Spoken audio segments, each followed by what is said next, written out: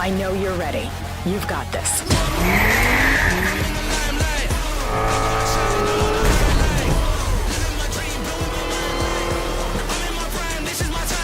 Let's tweak the car's performance for the next one. I'm feeling the vibe, taking my time like deep in the maze, making my shine bright. Whoa, I gotta make it, I'm going sky high. Never hold back, right. Yeah, I'm rolling.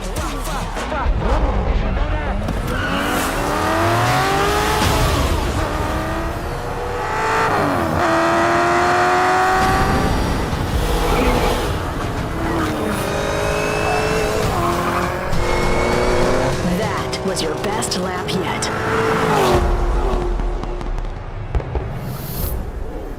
This is my time, like.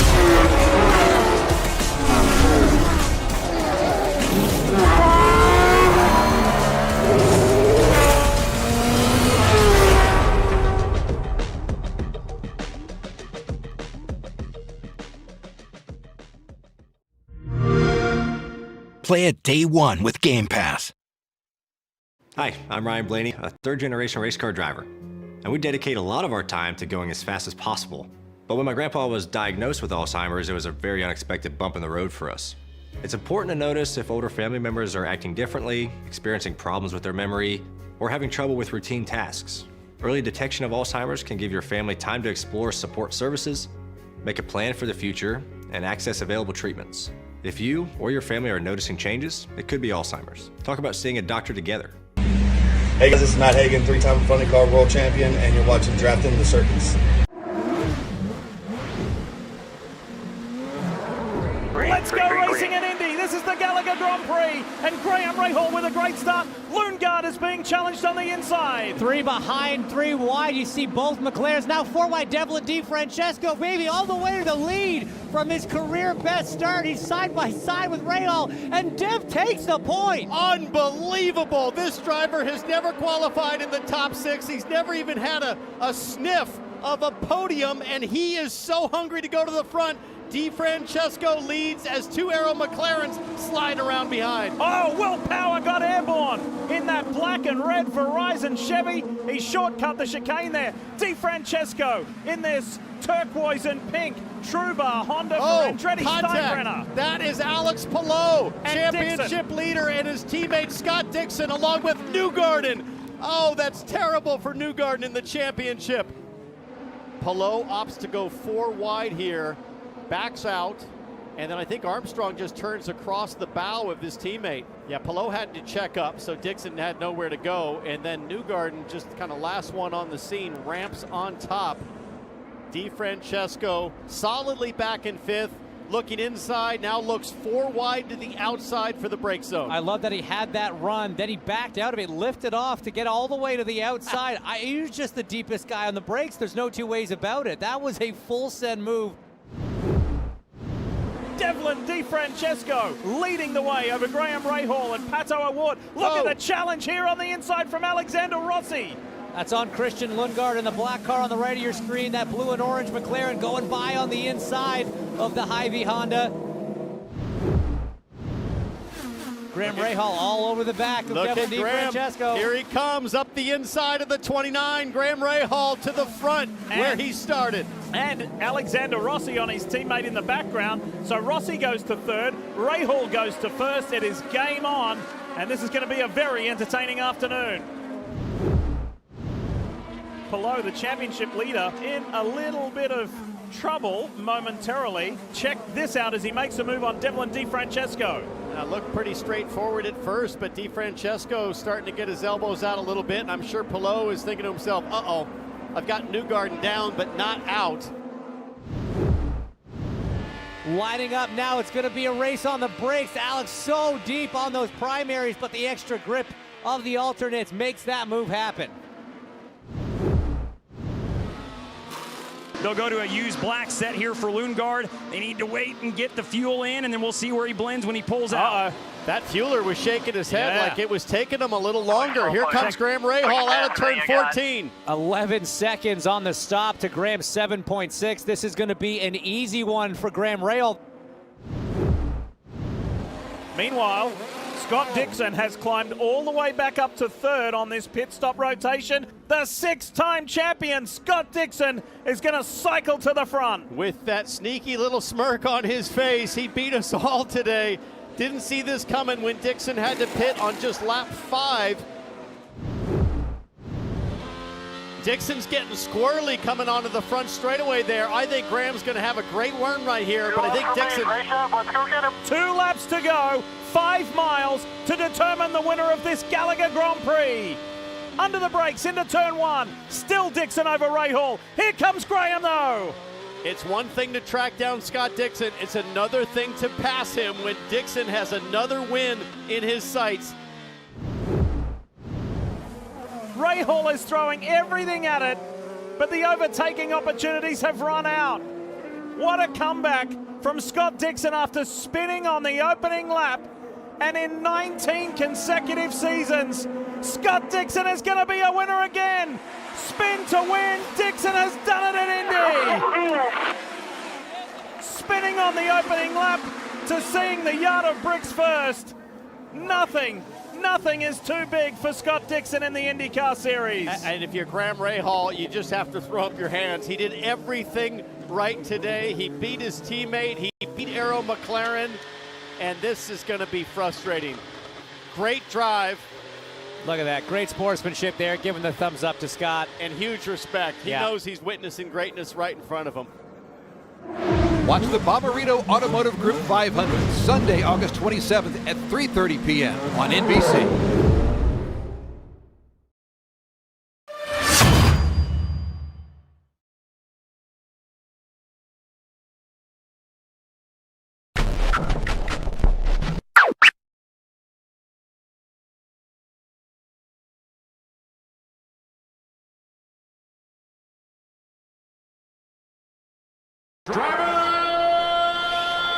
Start your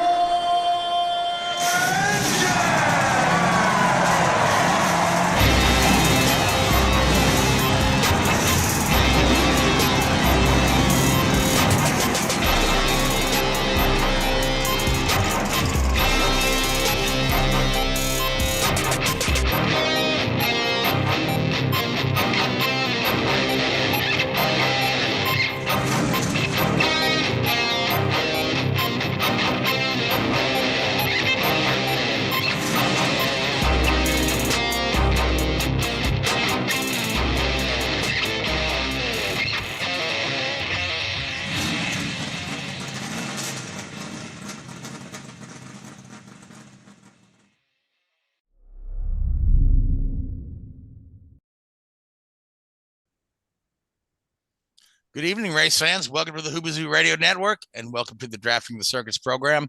My name is Frank Santoroski. I'll be your host for the next hour as we talk about a busy weekend in racing we had this past weekend and preview the upcoming weeks.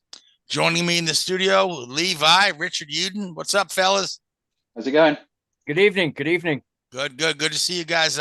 First off, Timber Hazard sponsors, Xbox and Forza Motorsport, the Alzheimer's Association, and Luis Torres Motorsport, or not Motorsport, Luis Torres Media.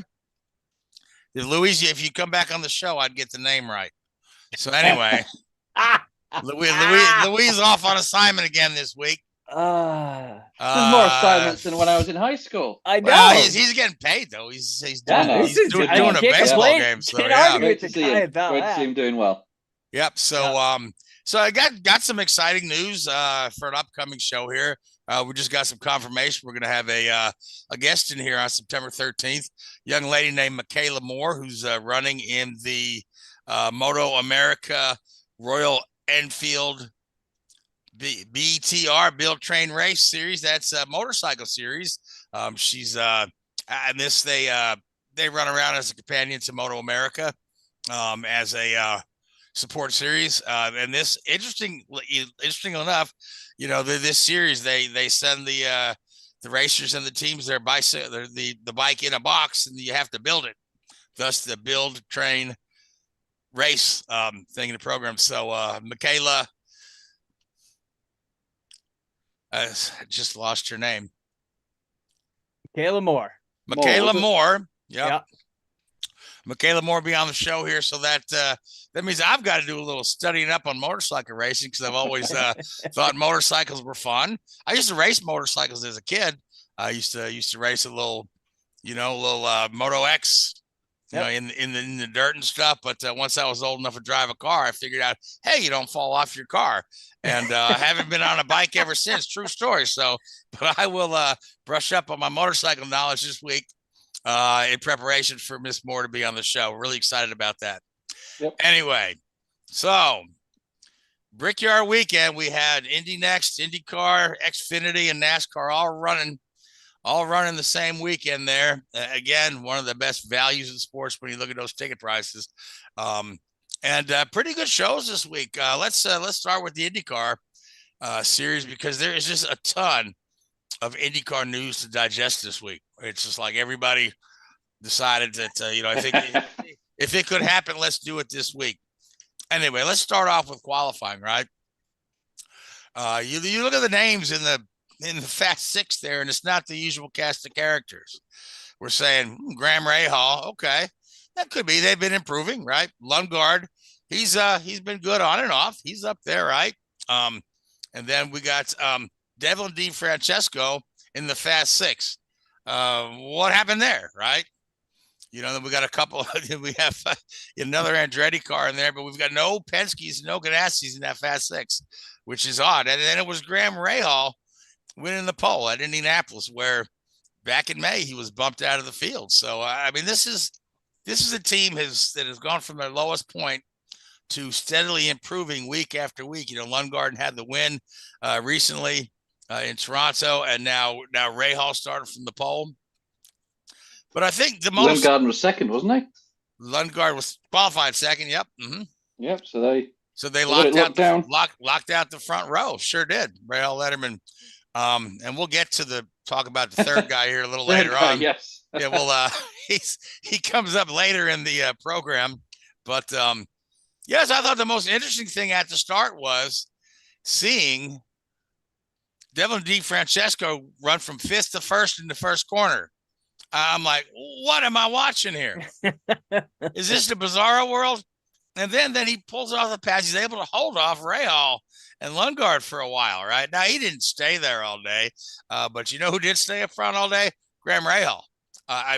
You know what? I have said disparaging things about Graham Rahal in the past, but I got to tell you, he had a great weekend. He was not able to hold on to the win because Scott Dixon, right, keeps that streak alive. We talked last week how he needs to keep that streak alive, and one of you guys picked Dixon. Yep, there you go, Lee. You are our official IndyCar got one expert. right this year. Got one right this year, yeah.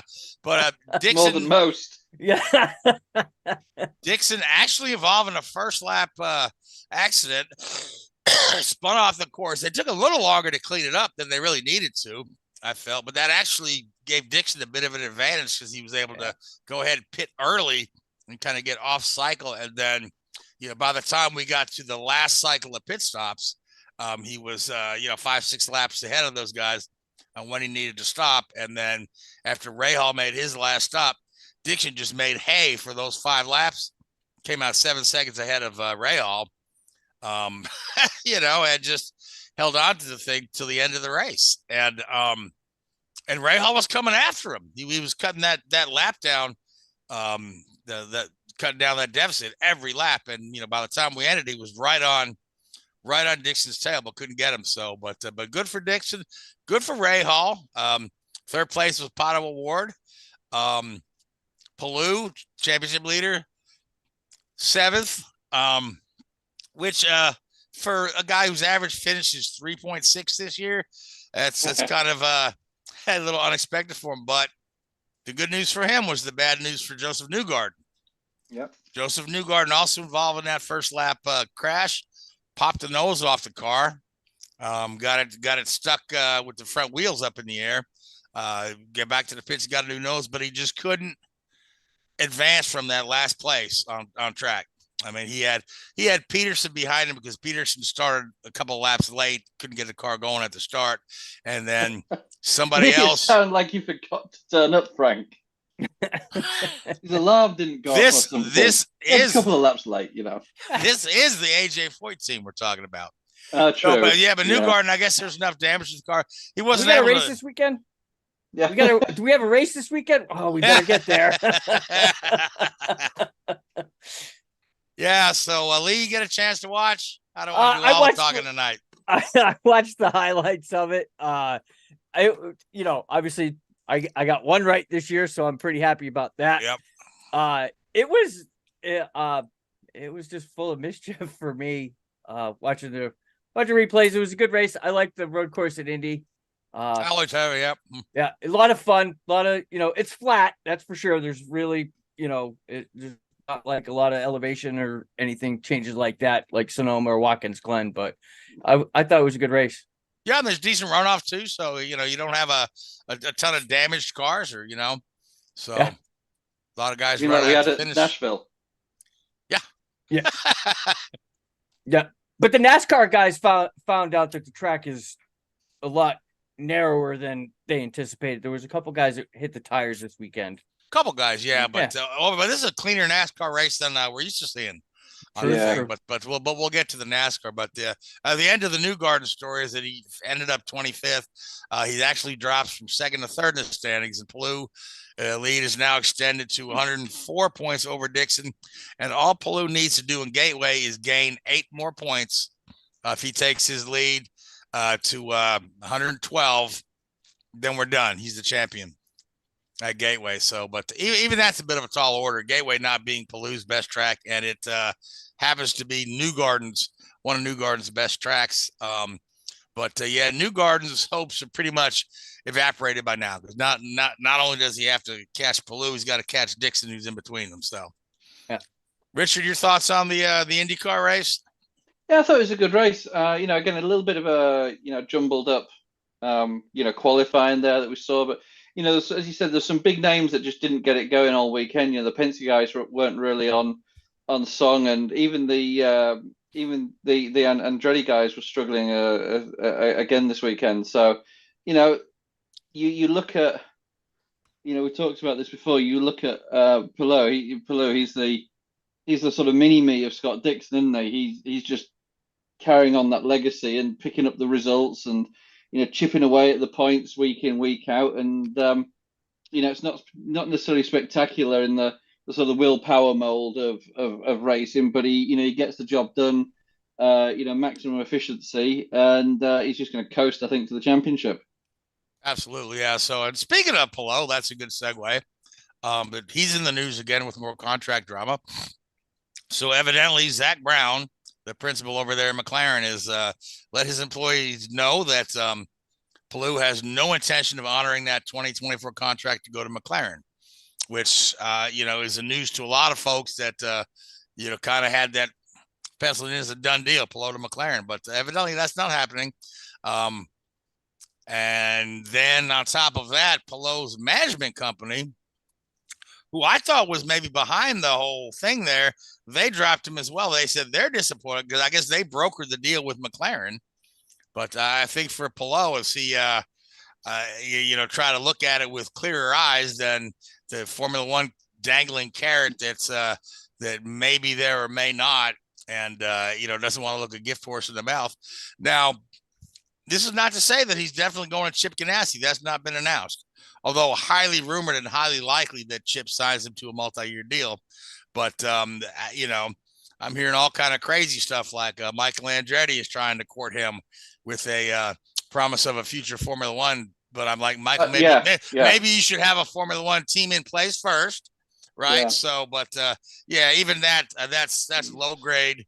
But shoot, that's like throwing a Hail Mary if Michael's trying to get into this. This reminds me of the Jenson Button saga from the 2005-2006 era, where he was being bounced around between Williams and BAR, because I was at BAR at the time, and like the first time he was like, I want to go back to Williams, and the contract recognition board said, no, you got to stay at BAR, and that was all really awkward.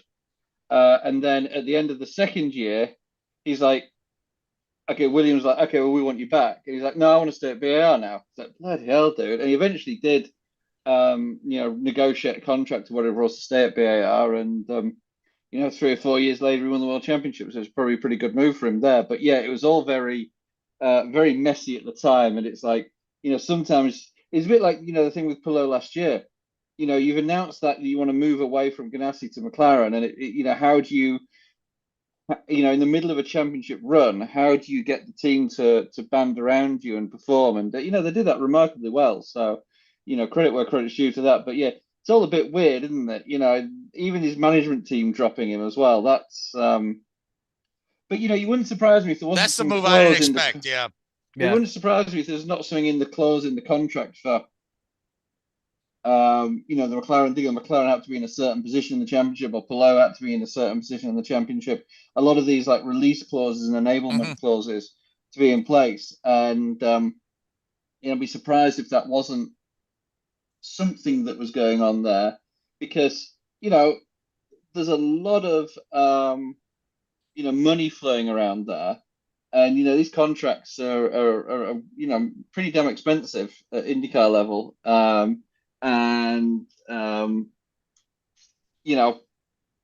Something's weird going on there. But McLaren always plays the victim, don't they? That's the weird thing about it. Yeah, that's kind of Chip Ganassi is usually pretty quiet on these matters.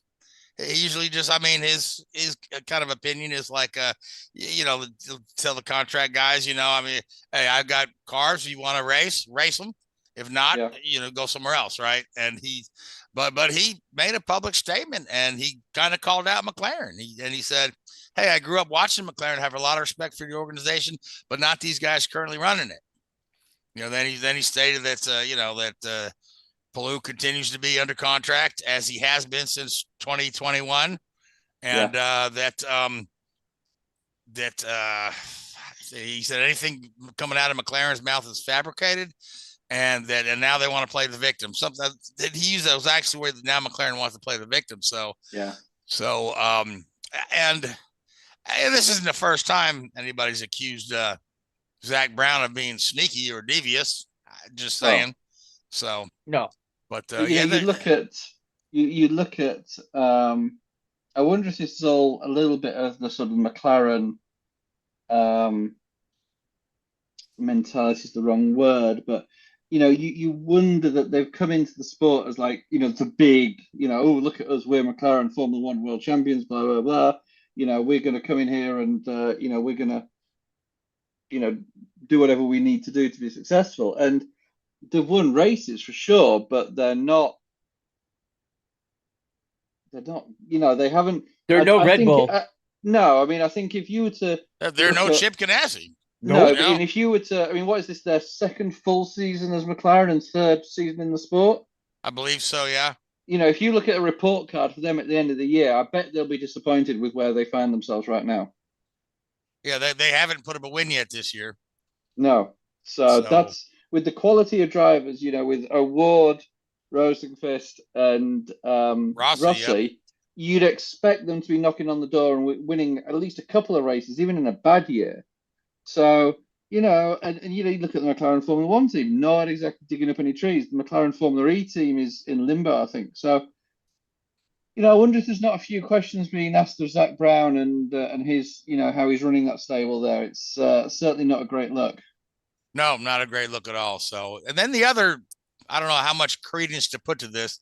This is kind of a bit of a low-level rumor that has Honda involved in putting Palou in the Aston Martin team in 2026 to replace Alonso. So I'm like, okay, that just came out of nowhere. I said, we still don't know what the man's doing in 2024. Now we're going to go ahead and put him in the Aston Martin for 2026. So yeah, we'll just sit on that one and let it marinate. So yeah, it's all very messy, isn't it? That as you say, again, we talked about this on the show in the past few weeks, especially as Palou in the last year, probably, as Palou's sort of stock kept rising. Fundamentally, there's a reason why he's not in Formula One. Yes. And we'll leave it there. Yeah, yeah, because you've gone over that plenty of times on the show. So. But it, All right, so we don't have to go over it again. But yeah, but I mean, you're not speaking garbage. You're speaking the truth. So, so anyway, some of the other kind of moving parts that have been mentioned here and things that should be confirmed coming up soon is that I believe that Marcus Ericsson is all but confirmed for Andretti for 2024 to replace DeFrancesco. And the new hot rumor popping up today, I read from a pretty reliable source coming from Marshall Pruitt, is that Chip is looking hard at Linus Lundqvist to take over Ericsson's spot there. So that would be interesting there, because everyone's, hot to put Lundqvist in that Pagano's car, if Pagano doesn't return. Yeah. So, yeah. So, but if a couple of races that he's run have caught Chip's eye, that's the place to go. I mean, you're going to go. Chip's a wily dealer, isn't he? He's a good judge of character. I mean, I'm not saying he picked Palou from obscurity, but he certainly wasn't a top name driver when he picked him up, was he? Now, he had a reasonably okay season under his belt with Dale Coyne. Yeah. But Chip must have saw something there that he knew he could work with the guy. And he was winning pretty quickly after Cummins. I want to say he won his third start with Chip. Yeah, his first start, wasn't it? Was it? Did he win St. Pete? Yeah, I think he did. Well, good for him. Oops. Hang on. Wikipedia is our friend. It can be. Well, yeah. Wikipedia can also take you down the wormhole. Yeah, first race with Chip in 2021. There you go. It was the Honda Grand Prix of Alabama. Oh, that's it. 2021, we had the weird sounds that was coming out of the pandemic year. Yeah. They pushed St. Pete to the end of the season, or in the middle of the season. Yeah, okay, that's right. I knew he didn't win St. Pete, or all right. So he did. He won the opener at Alabama, right? I remember it well now that you mention it. So, all right. Other news. Tom Blomqvist. We got all these Kvist in there. You got Rosenqvist, Blomqvist, Lundqvist, but Blomqvist has been confirmed to replace Elio Castroneves at Meyer-Shank Racing. Elio stepping away from full-time IndyCar driving, going to run the 500. But the bigger news coming out of there is that Elio's taking on a minority partnership part owner, right? So just a little slice. The bigger slices of that team are owned by Liberty Media, if you didn't know that. But so that's good for him to have a bit of that. But Elio has been really vocal that he says, I'm not retiring. He says, I'll be doing I'm not honest. Doing this Tony Stewart series. He said he's open to doing IMSA. He's open to doing Formula E, and he said he's open to doing NASCAR. I said he'd love to try NASCAR now that he'll have time on his hands. So it'll be interesting to see. He also mentioned Brazilian stock cars. Well, there you go. So I think he's just getting his name out there. Hey, anybody hiring? Yeah, is the Argentinian Grand Prix hiring as well? The Grand Touring Series down there? Maybe. That's the thing. There's a reason he's got more time on his hands now. Yeah. Because he's retired. He retired from full-time IndyCar racing. Yep. Yeah. So. Yeah. But he's not retired. He's not retired, remember? He's just got a lot of spare time because he's not racing, which is like being retired. Yes. It's a lot of semantics going into that statement there. Yes. Sorry. And again, nothing on Simon Pagano yet for Gateway. So we don't know if Simon's going to be in there or not. But so let's talk about Jack Harvey, the third guy, Rahal Letterman, who was not on the front row. Oh. Well, now he's in line for unemployment. Was he in the second row? I don't believe so. But yeah, so they went ahead and cut ties with Jack Harvey. They're going to take a wild guess who they're going to put in the car for Gateway. Connor Daly, the thing that wouldn't leave. So Connor Daly going to be in there again. It's probably not a bad choice because Connor actually does pretty decent on the ovals. He had a couple good runs at Gateway, and really what Rahal Letterman Lanigan need to do. That Harvey car is in 23rd in points right now. They cannot afford to drop to 24th. because that'll take them out of the leaders circle money. I believe they're in 22nd. They can't drop to 23rd. The top 22 cars get the leader circle money. So I think that's one of the reasons pushing Harvey out the door. But they desperately need to hold on to that points position and not drop a spot to anybody, because that'll be, less budget for the team next year. Now there's some interesting names popping up on who's going to run the road course races at the end of the year for them. One of those names is Yuri Vips, who was wasn't that long ago. He was bounced off Red Bull program for using a racial slur on a Twitch, which is they call that he got Larsoned, right? Yep. So, but I don't know. I don't know how that's gonna affect him in the States, because here in the States, no one knows who the hell he is. So. Exactly. So, but we'll see. He's tested with the team. He tested with them twice at Barber. He's got talent. Yeah. So he may get a shot in that car, but we'll have to see. But for this weekend, they're hanging their hopes on Connor Daly. So, is that all the IndyCar news? Because there was a ton of it. Let me see. Kyle Larson. Speaking of Kyle Larson, livery reveal for his double duty. Both cars sponsored by Hendrick Cars. Go figure they couldn't get a big money sponsor to plaster on this guy's car. This is going to be one of the most watched media events. Kyle Larson running Indy and Charlotte in the same day, and they couldn't get one of the most watched sporting media events. I think there may be a few media events in 2024 that will take precedence over. Are you just going to spend all evening correcting me?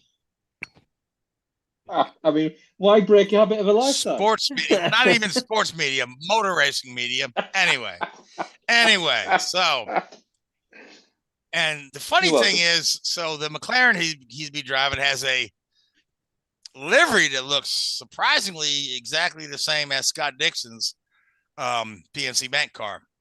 It's kind of the same. They're trying to do a little switch there and nobody noticed? I think Zach is saying, well, Chip, you're going to say some bad stuff about me to the press. Let me see how much this pisses you off. I don't know. It could be. But anyway, so Larson's going to do his rookie orientation in October. He's going to get that out of the way before May, so he has more time he can participate in the test before they get there in May. So I really feel like this guy is going at it with all the preparation that he can, and we'll see how he does. I mean, the track record of NASCAR guys coming over is, Kurt Busch didn't embarrass himself when he came over. He did pretty well. All right. Lee, did you watch a NASCAR race? I did. Tell us about it. I'm tired of talking because Richard's being mean to me. Oh, no. Do I need to put you guys in timeout? You guys need to go to your separate corners? I need a safe place. I've got a loyalty card with timeout. Don't worry, Lee. Oh God. Yeah, it was a good race. This guy named Michael McDowell won. He won some other big race, the Daytona 500. Yep. I don't. This was after he retired from being the lead singer of the Doobie Brothers, Michael McDowell. Yeah. for Treehouse Racing, right? Right. Yeah. No, God, McDowell really looked good on that course. He really did. The last half. I mean, he led the most laps. I think after the second intermission or the second segment, he just intermission. What are we doing tonight, people? Did they bring around ice cream and popcorn or something at halftime? Good Lord. Sorry, I just got done watching a hockey game. No, it's a NASCAR race. They bring around Coors Light and peanuts. Yeah. Run the Zamboni around the racetrack once or twice. Sorry. It's all right. No, I got that one. I deserve that one. That one's fair. So it was a good race. The fill-ins, SVG and Kobayashi, they're out. I mean, SVG, what, top 5? I think. 10th. 10. Yeah, he 10th. ran 10th. Respectable day. Respectable day. Yeah. Kobayashi, not so much. He had some paint change cars on the first lap. The regular drivers were not easy on the guys this week for sure. The stand-ins, they really put the fenders to them, so to say. Which I think is fair, but I mean, I like the road course at Indy. Like I said, it was a good race. I mean, McDowell is just, he's not my top driver in the world. I think he's got the personality of a, I don't know, paper bag maybe. But he's a good driver. He had a really good weekend, good strong showing. So, yeah. Yeah, he's always been a pretty good road racer. He started out life as a road racer. He did like Indy Lights, or the equivalent of Indy Lights back in the day, didn't he? Well, he ran the Champ Car series. No, actually IndyCar for a little while. He's got a couple of IndyCar starts. Yeah, not a full season, but I think he's got 5 or 6 starts. Back 2005, maybe somewhere around there. So. I know back in the day when I was with RCR, he was at Levine Family Racing, and they were one of our alliance teams, and we tested with him a couple of times. I remember one year being out in Phoenix with him, and really, good guy, good, solid. He'll bring a car home for you on a pretty regular basis, and he's not going to tear it up and win a championship anytime soon, but he knows where he sits in the pecking order, and he'll do a half decent job for you. So no, it's good to see. But we're talking about some of the NASCAR regulars getting a little bit elbowy with some of these all-star entrants, and I noticed at one point Ricky Stenhouse was on a one-man mission to try and take these guys out, and he put his him and Jensen got a little bit wheel banging into turn 7, and then Stenhouse turned button into turn 8, and then a couple of laps later Jensen just sailed up the inside and punted Stenhouse out of the way, which I thought was a fantastic move. It's always fun to see Stenhouse get punted out of the way. Yeah. So I tell you, but it's fun. So I think Kobayashi ended up 33rd. He struggled a little bit. But Button was somewhere around 24th to 28th. I'm not sure how Brody Kostecki did. I think what hurt them a little bit was there was a lot of green flag running. A lot. A lot. Which probably sort of stretched the field out a little bit, and these guys are probably a little bit better at close quarter, racing maybe. So it's good. It was a good race. Yeah, I mean, the big difference between coming into Chicago, nobody's been to that track before. So Gisbergen was kind of on an even field with these other guys, right? But now you're talking guys who have run the Indy road course for the last couple of years. And so they've got a little bit of an idea how to get around that place, got some data to lean on, not going in cold. So, but as far as I saw some of the interviews with these guys coming in, they all seem to have enjoyed themselves despite not really setting the world on fire. Some of Kobayashi's interviews were really good. I mean, that guy's really entertaining to listen to. Yeah, real good dude. Yeah. So they all want to come back.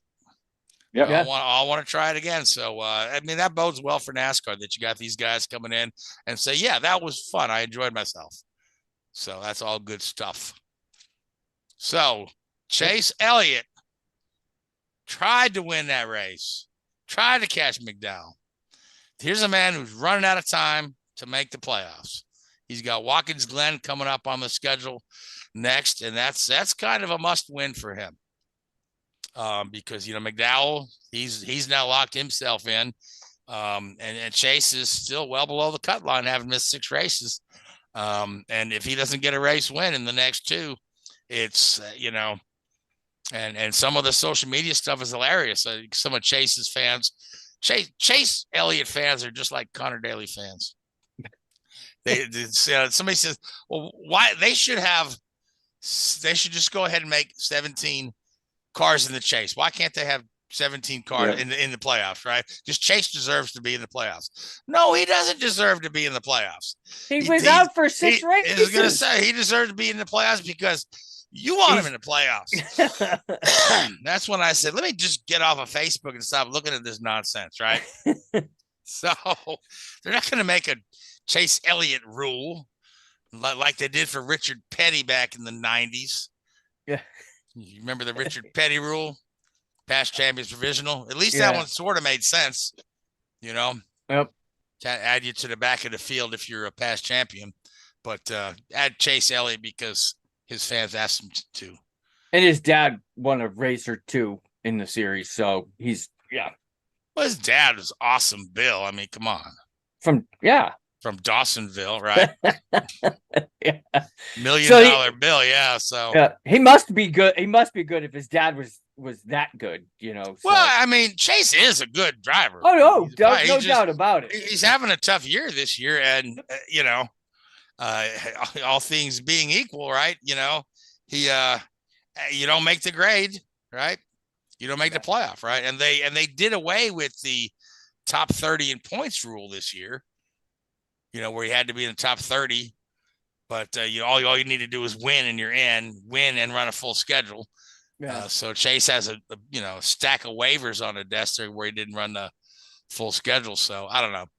We'll just have to see. But that being said, Watkins Glen is coming up. That is a good track for Chase. But still, people look at Chase as being a road course expert, but he's 0 for 12 in the last 12 road course races. So since the new cars come out, Chase has not figured it out like some of the other guys have. That is true. Mm-hmm. Richard, what were your thoughts on the race there at Indianapolis?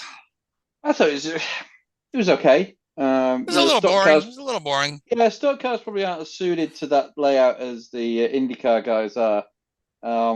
And it looks like we're going to go back to the oval for the Brickyard next year. We'll have the Brickyard 400 back. They were testing Monday and Tuesday. Well, Monday was a bit wet, but Tuesday they did some decent testing out there on the full oval. But yeah, it was, you can't knock McDowell, really. I mean, he did everything he needed to do. The car was quick. He was quick. You can't. Sometimes you've got to take your hat off to somebody and say he was good. He did what he needed to do. It was, talking to some, listening to some of our drivers. It was one of those tracks where if you got the third fastest car, you'll finish third. If you got the 10th fastest car, you'll finish 10th. So it works, sort of thing. As the world should be, right? Yeah, exactly. So there wasn't much tire drop off. There wasn't much fuel drop. It was just very meh. Yeah. So again, like you said, it's really anticipated that they're going to announce they're going back to the oval, and they kind of let it slip a little bit when they released the renewal packages for tickets, because for next year they're selling tickets in places you wouldn't watch the road course from this year. So and the car's going the opposite direction as well on the track. Yep. So they did the Goodyear tire test. Some of the feedback out of the test, one of the drivers said that they should just get rid of the under tray of the car. I forget who said that. I'm like, okay, I don't know where that's coming from, what difference that's going to make, but well, that's a huge downforce generator. I mean, this year, this next gen car more than previous, you've got almost a classic diffuser that you'd see in a lot of other race series. So right. The underside of the car this year, or in this generation of the car, is a lot more significant in the role it plays compared to previous generations. I mean, you almost have a genuine floor on these cars compared to previous generations. In previous generations, they were just, the underside of the chassis and the tailpipes and all that sort of stuff. Oh yeah. Mm-hmm. Things would do everything they could to make it flat. The flatter the underside of the car, the more downforce is generated. So, I can see where they're coming from. Maybe in a desire to reduce the amount of downforce that these cars generate. To make them a little bit looser, and you've got to back off and lift and brake into the turns. Maybe that's where they're looking at. But yeah, and they're talking about improving the racing at the Indy Oval, which again, it's the track was not built for NASCAR.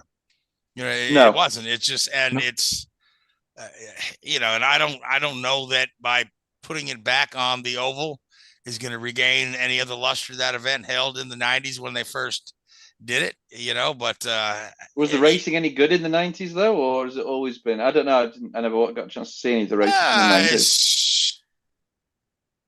I mean, Is it the old rose tinted? Back in my day it was better than back it in was. my And in day, fact, it was awesome. Yeah, when you look at the stats, right? It's like people that talk about, how wonderful the racing was in the in the 70s. I'm like, yeah, but you go and look at this, and you had 10 DNFs, and the leader was 11 laps ahead.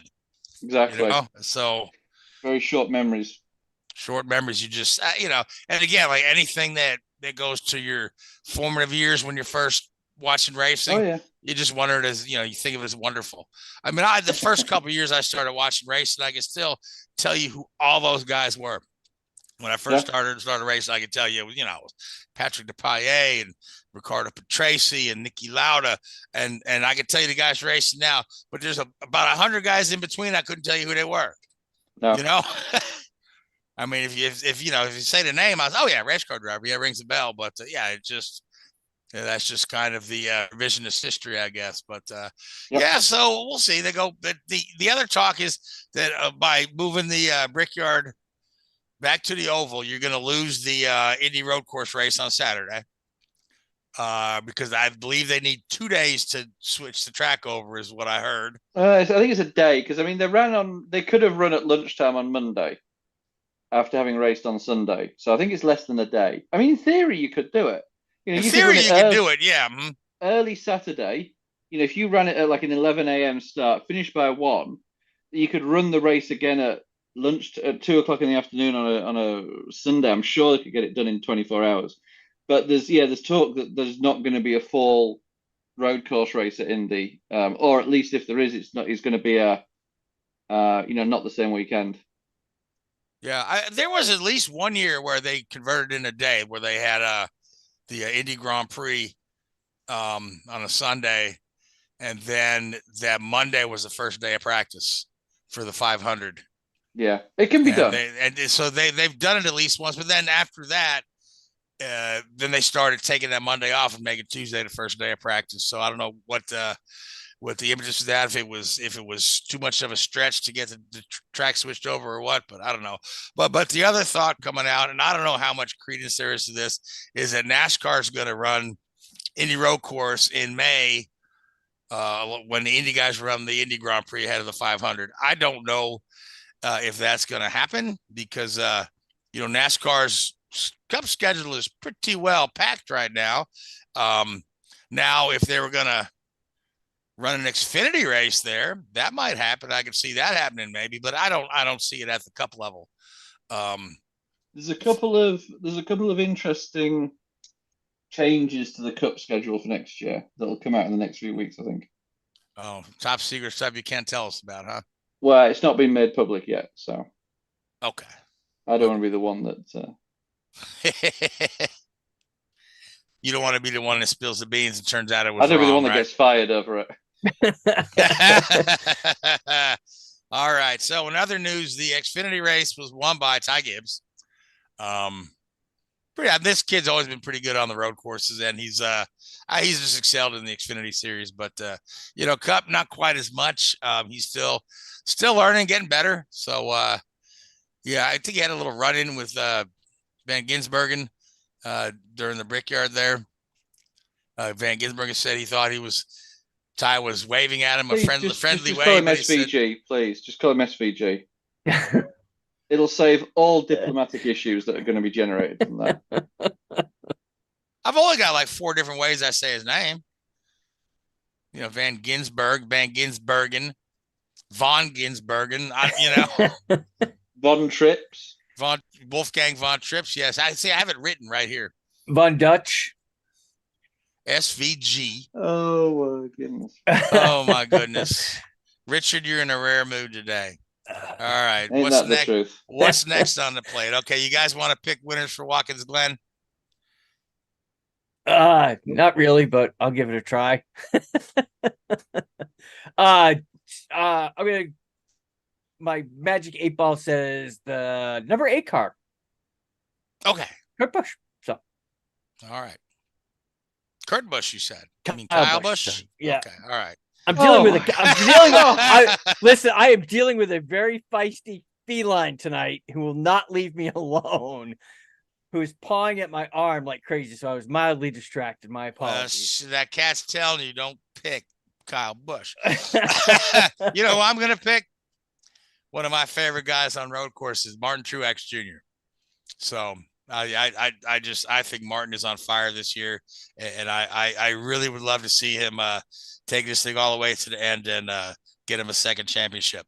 So, and then I'd like to see him sign a deal to come back for the next couple of years. I mean, just all the. He's already signed for next year. He has confirmed for 2020. Well, that's good. That's good news because, I like Martin. I like Martin in the series. I think he's a good driver, and I like to see him do well. So, all right. So, Lee, NHRA, Menards Nationals from Heartland in Topeka, the last dance at that place. So it's that weekend. I mean, it was a good weekend of racing. But there was definitely the undertones felt all weekend with it being the last event there. Drivers, crew, the track itself. It was a great racing weekend. Justin Ashley won for the second week in a row in Top Fuel. So that his accomplishment, 2 in a row is pretty tough on the big boy series, the Top Fuel series.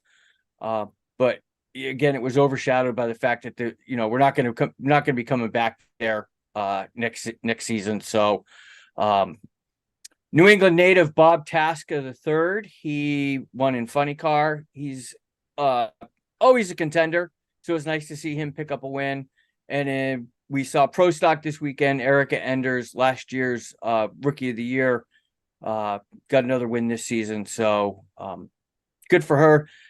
Next weekend, we are off to the zoo, as it's called. It is Brainerd, Minnesota. They will be racing there for the Nationals. So it should be a good weekend. The zoo is always a fun pack weekend. The drivers really like going there. The fans have a great time. It's right on the water. So, lots of challenges for the crews to dial those cars in with that extra humidity. What's the origin of the name, the zoo?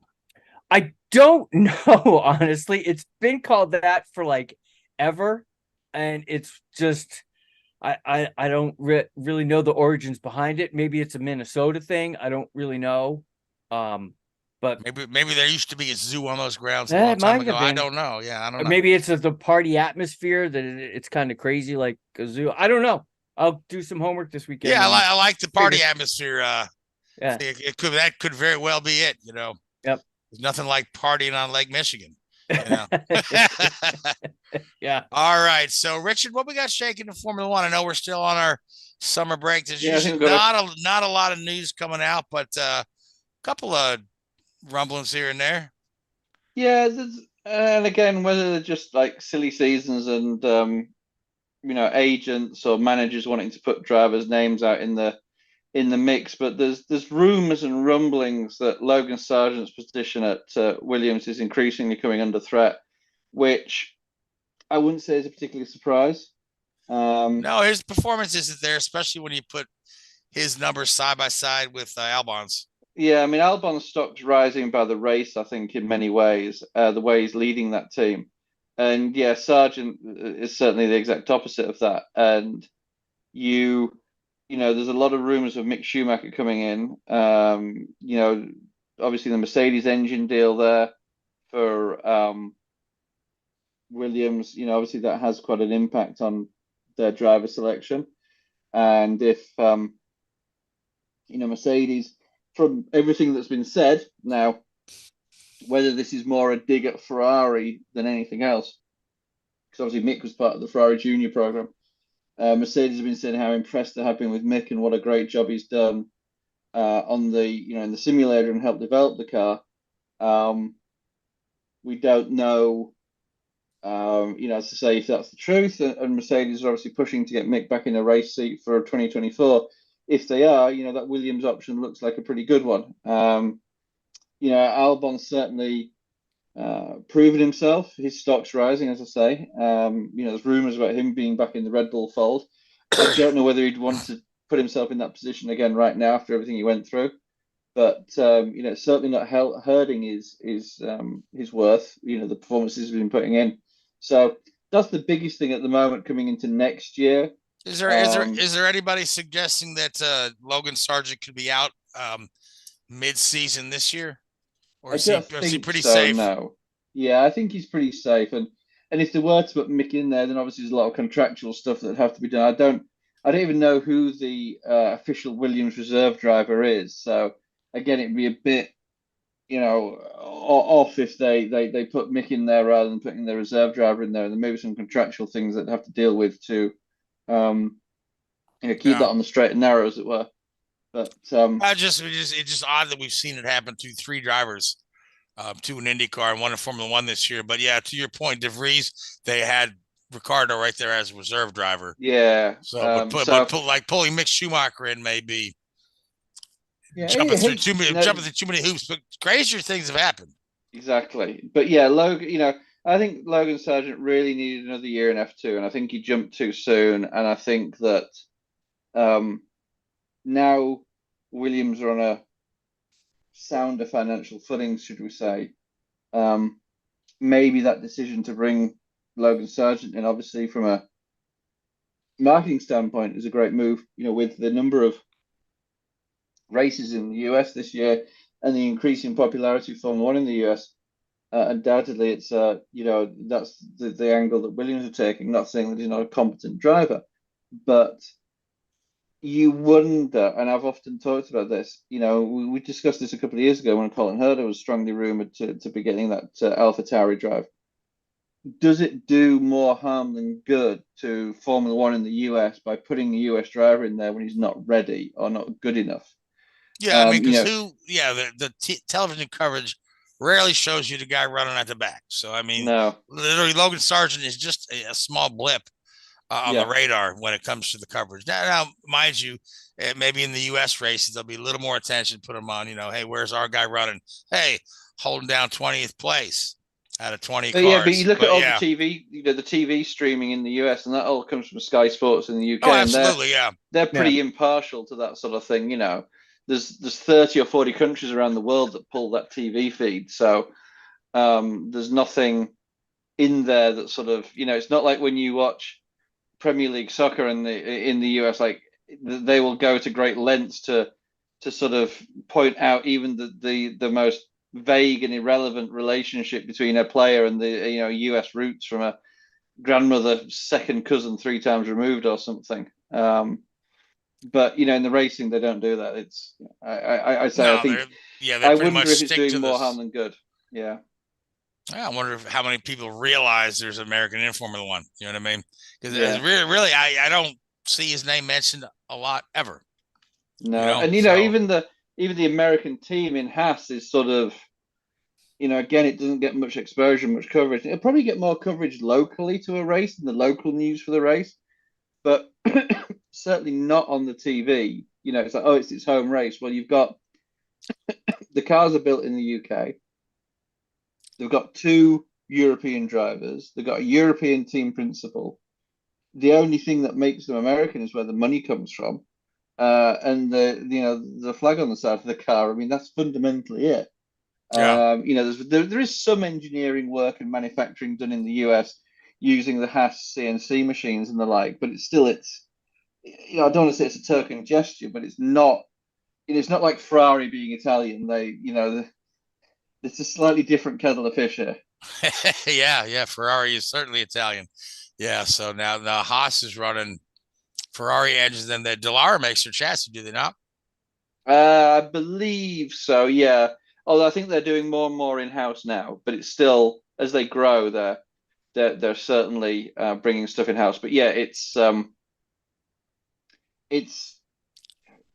this concept of an American team, as Andretti's going to find out. It's not going to work. It won't work. It'll never work. You have to, you're trying to enter a European sport fundamentally with, you've got to, work it in that way. It's like trying to enter a US soccer team into the Premier League. It's just never going to happen. Logistically, it could happen in terms of travel these days. It's nothing in the grand scheme of things, but the resources, the personnel, the expertise, the experiences, stuff like that. You can't move that much in such a short space of time and expect to get the same results. All right. Well, that's a fitting note to end the show on because we are out of time. We just took the white flag there. Checkered's coming up. So, once again, thanks to Forza Motorsport and Xbox, Alzheimer's Association, and Luis Torres Media. I want to thank you, Lee. I want to thank you, Richard. Keith Hayes, our producer, I'd like to thank you, too. I want to thank the Hoobazoo Network. I want to thank Sinister One Productions.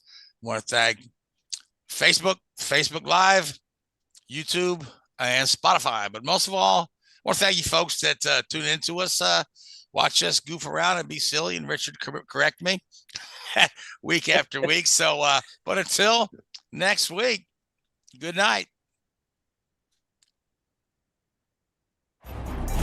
Thanks for watching Drafting the Circuits. Make sure to follow Drafting the Circuits on Facebook, Spotify, Twitter, and YouTube. Drafting the Circuits is a Code Sinister One production.